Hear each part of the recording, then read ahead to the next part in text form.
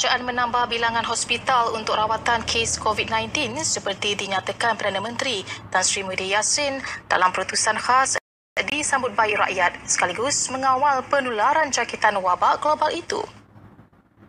Sebab kita dah dapat asingkan pesakit-pesakit ni tau.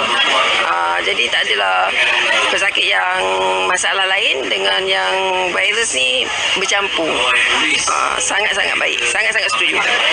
Pada pendapat saya memang bagus untuk penambahan hospital yang khas saja untuk pesakit COVID-19 ni. Sebab yang bagusnya orang awam akan takkan keliru untuk pergi menuju ke hospital mana.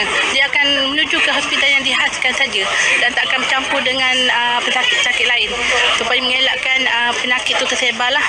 Okey, sebab nanti orang ramai boleh tahu pesakit hospital yang ada tu banyak dan diorang akan terus dapatkan rawatan ke hospital dan takkan rasa risau. Kalau dia berjaya kaji, sebenarnya dah ada antivirus. So kalau tak ada antivirus tu maksudnya kajian tu masih lagi ongoing. Setakat ini sebanyak 26 buah hospital kerajaan dan pusat perubatan Universiti Malaysia mempunyai keupayaan untuk mengendali kes COVID-19.